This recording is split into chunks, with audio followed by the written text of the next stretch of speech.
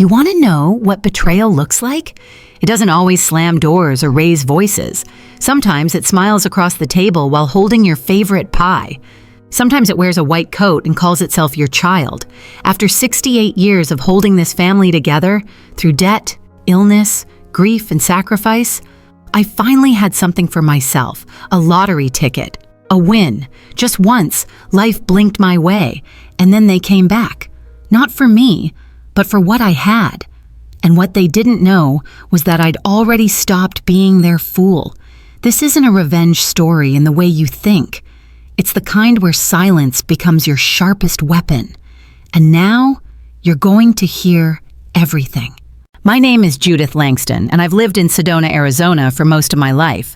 The house I live in now, the small adobe with the cracked red tile roof and a gate that squeaks when you open it, isn't special to most people. But it was everything to me. It's where I raised my daughter. It's where I bathed my husband when he couldn't do it himself. It's where I once believed love stayed, even when people left. When I met David, my late husband, he was already coughing from the mines. Just dust, he'd say. But I knew it was the kind of dust that sticks to the soul, not just the lungs. He passed away 14 years ago, and since then I've learned that silence isn't peace. It's just the sound of your usefulness fading. Camille, my only child, was the kind of girl who never liked standing still. She was always rushing, always reaching. College at 16, med school by 21, married at 23. A doctor, a dermatologist to be exact. I help people feel beautiful, she told me once, and I believed her. I believed in her. I used to paint, oils mostly, landscapes, big skies, and wide, aching deserts. But when David got sick, I put the brushes down. His care came first. His breathing machine, his hospital bed, the medicines not covered by insurance. I sold every painting I had ever hung. I even sold the wedding silver that belonged to my grandmother. That was the kind of love I had for my family. Quiet, total, unquestioned. Camille didn't come to David's funeral. She sent a bouquet from San Francisco with a card that read, "Thinking of you. I'll call soon." She didn't. I left her bedroom the way it was. Dust settled on her childhood books.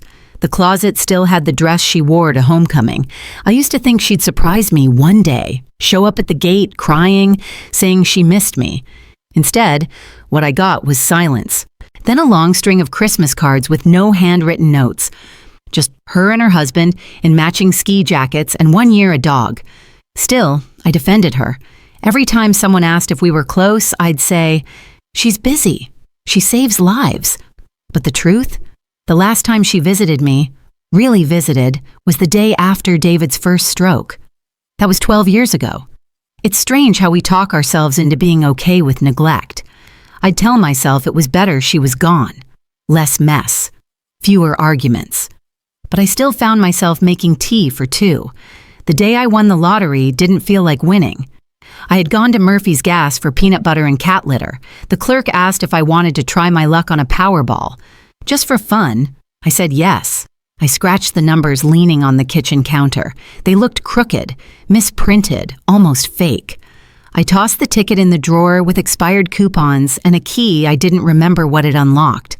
3 days later, an envelope slid under my front door. No stamp, no name. I opened it with the dull edge of a butter knife and read the words out loud. "Congratulations, you have won 1,200,000 and..." I didn't scream, I didn't jump. I just sat at the table, hands still smelling like acrylic paint from a flower I never finished. I whispered, "Oh." I didn't call anyone. Not Camille, not my sister-in-law, not my church ladies, no one. For the first time in years, I had something that was just mine. Not a debt, not a sacrifice, not a responsibility. Mine. I bought myself a better kettle, the kind that whistles politely instead of screaming like it's dying. I made a list of doctors I wanted to see. Nothing urgent, just things I'd been putting off for years. New shoes, finally. A nice robe. I made myself some tea and sat on the porch, watching the sun bleed down over the red rocks. I thought, maybe this is it. Maybe, just maybe, something good finally came without needing to be earned in pain. The next week, Camille called. Her voice was syrupy. "Mom, how are you feeling? Any news lately? Anything else exciting?" I said, "I bought a new kettle." She didn't laugh. The next day, a bouquet arrived at my door, white roses, and a note that said, "We should talk soon. Love you always. Camille." I hadn't heard her say love you in 5 years. That night, I poured myself a glass of wine and took out my notebook, not the sketchbook, the other one. The one I used when I needed to think clearly. I wrote 3 words. It has begun. 3 days after the call, she was at my front gate. I saw her through the curtain. Camille, in her soft beige coat, hair pulled back like she was walking into a patient consult, not her mother's house. In one hand, she had a bag from a fancy bakery in San Francisco. In the other, she carried that same tight smile she always wore when she wanted something but didn't want to say it out loud. I opened the door. She leaned in for a hug, but it was one of those polite air kisses kind of hugs. I didn't return it. I just stepped back and said, "I hope you didn't fly all this way for the weather." She laughed too loud. "No, I've been thinking about you, Mom. A lot." She hadn't said that in over a decade. We sat at the kitchen table. She unpacked scones from the bakery bag, blueberry, of course. She used to hate blueberries, said they looked like bruises in dough, but now she called them comfort food. I poured tea into the good china, cups I hadn't used since David's memorial. Camille looked around the kitchen like she was inspecting it. "You've kept everything just the same." "Yes," I said. "The paint still peels near the fridge, and the kettle whistles instead of screams now." She smiled, but it didn't reach her eyes. "You know, money like this can be overwhelming." I stirred my tea. "Like blueberries?" She blinked, thrown. "I just mean, it's a big change. And sometimes people, especially those who are older and alone, can feel unmoored. It's easy to get confused." "Confused?" I echoed, letting the words sit between us like a third person in the room. She leaned forward slightly. "Mom, I'm saying this with love. I'm worried." There it was. I read that sudden windfalls can create real mental strain. There are scams, pressure. Not everyone is looking out for you, but I am. I looked her in the eye. "You haven't been looking in this direction for a long time." Her cheeks pinked. "I know I've been distant. I got busy, but I'm here now." I didn't nod. I didn't smile. I just let her words hang in the air until they drooped under their own weight. She reached into her purse and pulled out a pamphlet, glossy, titled Financial Clarity for Seniors. There's a firm in town, very reputable. They specialize in helping people like you navigate everything with dignity. People like me? You know what I mean. I knew exactly what she meant. She asked if I'd be open to speaking with someone from the firm. "Just a consultation," she said. "Nothing binding." I said I'd think about it. Later that evening, after she left for her hotel, I opened the pamphlet and flipped it over. The firm was run by her husband's cousin. Of course it was. I placed the paper in the drawer with the lottery ticket, not out of sentiment, out of strategy. The next morning, I opened the mailbox to find a floral arrangement, white lilies this time, and a handwritten note that said, "Love you always. Let's take care of you the right way." I sat down on the porch with my tea and stared at the flowers until the ice in my chest melted into anger. You know what hurts more than being forgotten? Being remembered for what they think you can't do anymore. If you've ever been in that place where someone who once needed you now pities you, leave a comment below. I'd love to know I'm not the only one who's had to sit across from their own child and feel invisible. 3 days later, she returned. This time with a man in a navy jacket, a portfolio under his arm, and a smile like he'd already signed the papers. "Mom," she said, as if rehearsed, "this is Tim. He's a specialist in elder care law. He's just here to help guide the conversation." I didn't say anything, just pulled out a second chair and let him sit. He talked softly, kindly, like I was a confused patient. I listened, nodded once, then offered them both coffee. I watched them sip like they were at a negotiation table. Then Camille handed me a form titled Limited Conservatorship Application. Preliminary. She'd already filled in most of it. "It's not a takeover," she said quickly, seeing the look on my face. "It's protection, just temporary, until we know everything's stable." I smiled, genuinely for the first time that day. "Thank you," I said. She blinked. "For what?" "For showing me exactly what you think of me." I took the form, folded it, and slid it into a drawer, the same one with the lottery ticket, the pamphlet, and now this. After they left, I didn't cry. I didn't scream. I cleaned the kitchen, wiped down the counter, and made myself another cup of tea. Then I walked into my studio, opened a new journal, and wrote, "My daughter sees me as an obstacle. I will become her mirror." The morning after that little chat with Camille and her lawyer friend, I woke up earlier than usual. The air was still, heavy like something had shifted in the night. I made tea, sat on the porch, and stared at the desert like it owed me an answer. No one ever tells you how strange it feels to be treated like you're gone while you're still alive. Not dead, just irrelevant. The mail came late that day. I wasn't expecting much, maybe a bill, maybe a church flyer. Instead, I pulled out a thick white envelope. The return address said, Sedona County Probate Court. My hand didn't shake, not right away. That came later when I opened it and saw the words, Petition for Conservatorship, with Camille Langston listed as the petitioner. I sat back in my chair, the edges of the paper curling in the dry air. Filed, signed, submitted. She hadn't just thought about it. She'd done it. I laughed, not loudly, just enough to make my eyes sting, the kind of laugh that sounds like it should belong to someone else. She really believed I needed saving from myself. I didn't call her. I didn't confront her. What was there to say? That night, I slept badly. I dreamt of David. In the dream, he stood at the kitchen sink with his back to me, washing dishes. I walked up behind him, touched his shoulder, and he turned. But he had no face, just light. And then I woke up, the sound of the old wind chime dragging against the window. I spent the next morning checking my own walls, not the dry wall, the emotional ones.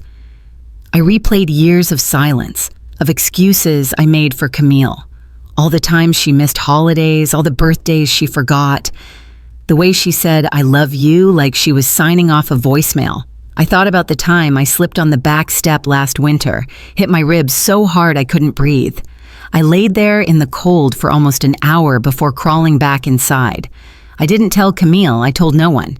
And no one asked. But now that I had money, suddenly I was fragile. Suddenly, my mind was in question. I opened the fridge, saw the scones she brought still sitting untouched, and threw them in the trash. Later that afternoon, Nora from next door stopped by. She brought banana bread, left it on the porch like a peace offering. "Thought you might like something sweet," she said with a smile that didn't quite reach her eyes. Nora, the one I once gave my spare key to in case of emergency, the one who used to sit with me on Sunday mornings, sipping tea and talking about books. Now she was the one whispering with Camille. I could see it, hear it. I asked casually, "Did Camille speak with you recently?" She hesitated, just a second too long. "She's just worried, Judy. You've been alone a long time."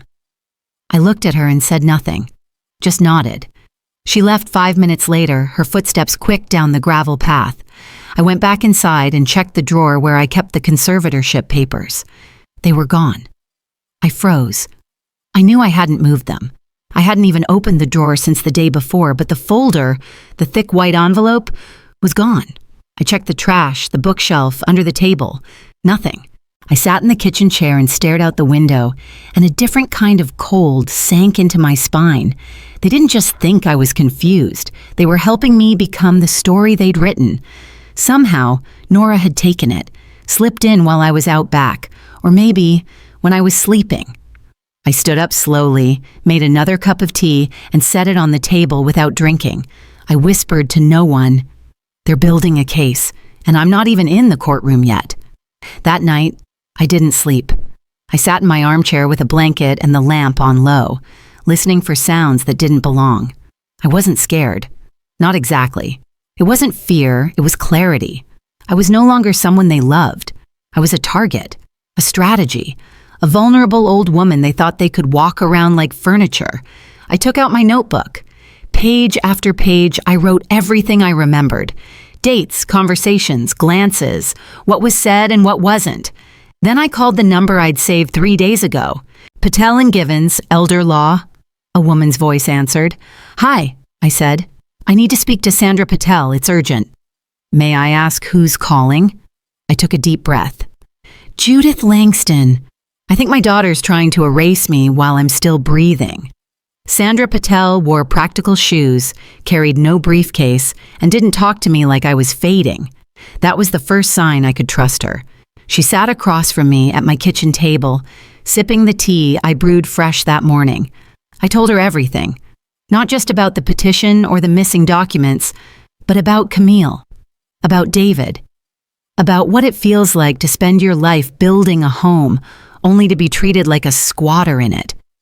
Sandra listened, didn't interrupt, just nodded and let the silence fill the gaps between my sentences. Finally, she said, "Judith, you're not crazy, and you're not alone."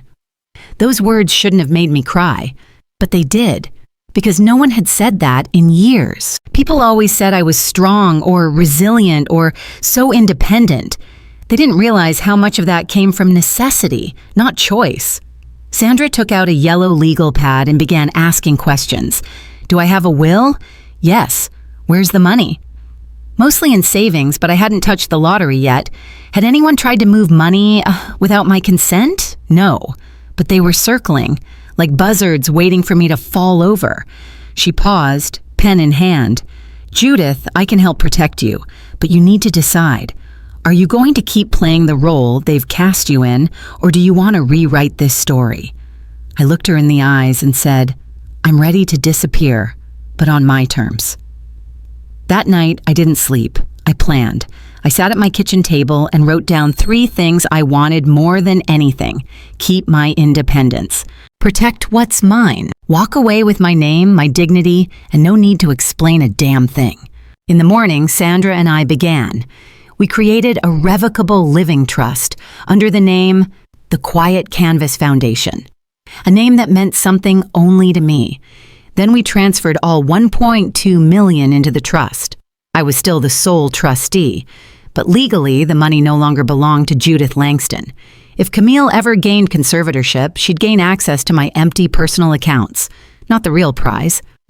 Sandra smiled as we signed the papers. "You're not hiding it, you're protecting it." I replied, "I'm protecting myself. The money's just the excuse they needed." We moved on to the next step, a quiet power of attorney, not naming Camille, healthcare directives, a sealed letter placed with my doctor outlining exactly what to do if Camille tried to interfere.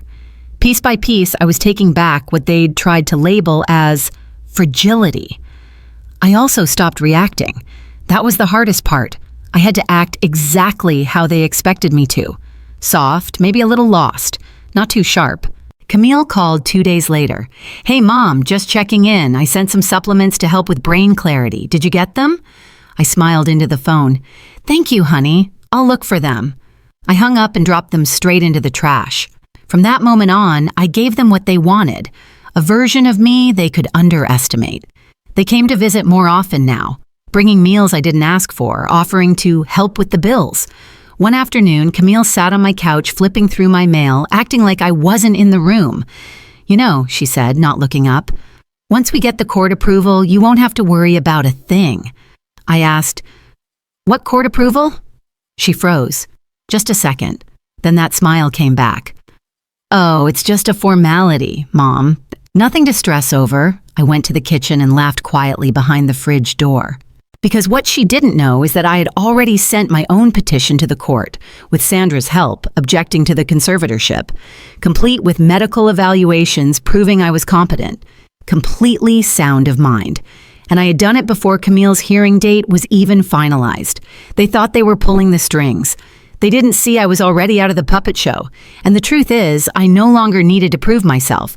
I no longer wanted Camille to understand or come back. That's the shift. The one they never expect. when a woman stops needing to be believed and simply starts moving. One night, I lit a candle in the studio. I hadn't painted in years, but I stood there, brush in hand, and looked at the blank canvas. It wasn't about art. It was about reclaiming space. My space. I dipped the brush into cobalt blue and made a single streak across the canvas. Bold, quiet, defiant. It wasn't for sale. It wasn't for anyone. It was mine. 2 weeks before the court date, I vanished. Not in the way people expect. No suitcase, no late-night drive, no notes taped to the fridge. I just stopped answering. The house sat still, sunlight slipping between the blinds. Camille called twice a day, left voicemails about being concerned and just wanting what's best. She sent Nora over to knock, to peer through windows, to check for signs of mental decline. But all she saw was calm. I sat in the backyard with a blanket and a thermos of tea, watching the hummingbirds flit between the sage bushes. I painted again, not for money, not for approval. I painted the desert sky, wide and silent and unapologetic, and I waited. You see, there's a kind of power in doing nothing when everyone expects you to panic. It unsettles them. It unroots the narrative they've written for you. Camille filed for an expedited hearing, citing non-responsiveness and safety concerns. She had Nora write a letter. She even had the bakery girl sign a statement about odd behavior. Sandra called to update me. "They're stacking paper like bricks," she said. "But the problem is, the foundation's fake." And it was. Because every single claim she made about me being unstable, forgetful, unfit was contradicted by the documents Sandra and I had quietly filed weeks earlier. Medical reports, psychiatric clearance, a notarized declaration from my doctor, who's known me for years. Everything was in place. The day before the hearing, I mailed Camille a letter. No return address, no apology, just 2 sentences.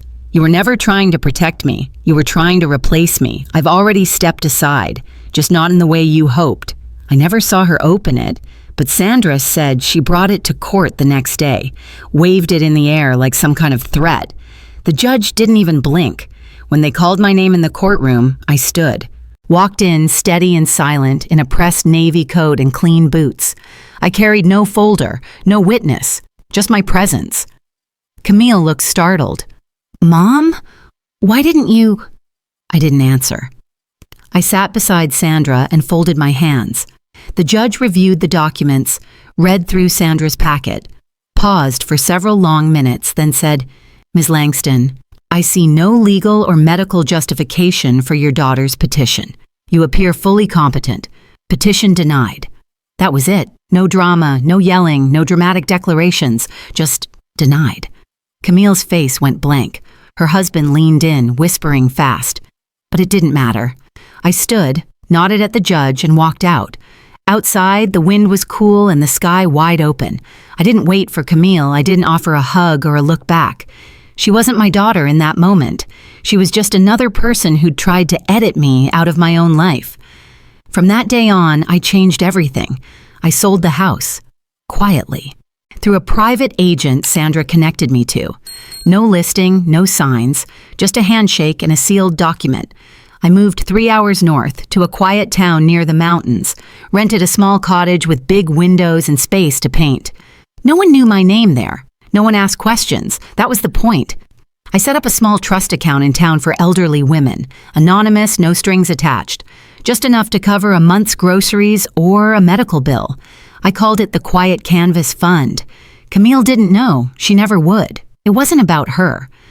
Back in Sedona, she showed up at the old house 2 weeks later with movers, only to find it empty. New owners, fresh paint, not a single trace of me left behind. She left 9 voicemails over the next month. Said she was sorry if things got out of hand. Said she missed me. That she didn't want things to end like this. But they already had. There was no ceremony, no last argument, no resolution, only distance and freedom. When I woke up that morning, I didn't glance at my phone. No missed calls, no new voicemails, not even a single text. The world had moved on, and so had I. I made my usual cup of chamomile tea, the kind I keep for late afternoons. The sun was just high enough to light up the little studio windows, turning the hardwood floor into a patchwork of gold. I stood there for a moment, letting it warm me, before settling at my work table, where a half-finished canvas waited. It wasn't a desert scene this time. It was a simple line drawing of two women, one older, one younger, standing side by side, brushes in hand. I smiled. That was for the Quiet Canvas Fund participants, women who'd lost their voices, now finding them again in color and shape. I thought about the hearing day. I'd walked in like I owned the place, and the judge had dismissed Camille's petition in less than 10 minutes. No fanfare, no trumpets, just a quiet gavel and a statement. Denied. It was perfect. I'd won not by shouting, but by showing up prepared, present, whole. Since then, I'd sold the Sedona house, packed what I needed, and moved to that cottage in Flagstaff. The rent was reasonable. The view of the pines, a gentle reminder that life keeps growing, no matter how old the branches get. I'd painted every morning, sometimes until my back protested, and sometimes until the sky turned pink. Then I'd head down to the local community center and teach art to women my age, who'd felt lost in their families. Widows, divorcees, caretakers who'd never thought of themselves as artists. We called ourselves the Quiet Rebels. One afternoon, I received a letter postmarked Sedona. Camille had sent it. No apology in the envelope, just a photograph of the old adobe, freshly painted in ivory white, with a small note scrawled on the back, "It's not the same without you." I ripped it up, tossed it in the recycling bin, and felt nothing but relief that I'd never see that house again. A week later, I got a voicemail from my neighbor back in Sedona, Nora. She said she'd been diagnosed with early Parkinson's and didn't know how to navigate the medical bills or the home care options. The irony made me laugh a little. Nora, who once whispered that I was losing it, now she needed help. I called her back and said, "Honey, don't worry about a thing. I'll have Sandra send over some information, and the fund will cover your first month. Then we'll figure out the rest." I could almost hear her cry through the phone. That's what I'd wanted all along, not revenge in the way people think, but justice for the women who'd been silenced. I'd never spoken to Camille again. She'd tried to rewrite my story. I had simply turned the page. Months passed. The Quiet Canvas Fund quietly became a lifeline. 50 women applied for small grants to buy art supplies, therapy sessions, or just to take a class and remember what it felt like to do something for themselves. Their letters arrived in my P.O. box. "Thank you for seeing me," one woman wrote. "You reminded me I still matter," another said. One afternoon, I found a note slipped under my door. No name, just a line. "You don't know me, but I know you. Because of you, I picked up a brush after 30 years. I see myself again." I put it on the fridge and looked at it whenever I felt the old tug of doubt. The day I turned 70, I invited a handful of the women to my cottage for a small exhibition. We hung their paintings along the walls, set out tea and cookies, and spent the afternoon talking about everything besides family. Memories of first kisses, the taste of homemade jam, the sound of rain on tin roofs.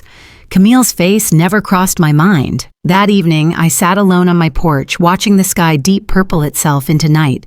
I thought about what I'd lost, my marriage, the house, even the daughter I once adored. But I thought more about what I'd gained. Autonomy, respect from strangers, and a community of women who told me every day that I still had something to offer. I reached for my notebook, the one where I'd written, "I will protect myself." I flipped to the last page and added 2 sentences. I gave them only what they expected. I kept the rest for the ones who saw me when I still mattered. I closed the book and looked at the stars, feeling a quiet pride settle in my chest. Before I went inside, I leaned against the railing and spoke out loud, as if someone else were there. "Ladies," I said, "tell me, when was the last time someone saw your worth without a price tag attached? Have you ever found yourself in a place where every kind word you offered was met with silence until you needed something in return? Or maybe you poured your love and care into someone's life and felt invisible until you had something tangible to give. If so, you're not alone, and your experience matters. Please take a moment right now to share what that felt like for you. What was the moment you realized you were being taken for granted? How did it make you feel when affection only showed up with a price tag? Your voice has power, and telling your truth can be a quiet act of revolution. Leave your story in the comments below, not just to heal yourself, but to light the way for others who've been overshadowed by people who saw their giving as an opportunity to profit. By opening up, you remind us all that worth isn't measured by what we can do for others, but by who we are at our core. Let's build a space of understanding and encouragement. Your story could be the gentle push someone needs to reclaim their own dignity. I can't wait to read your words. Thank you.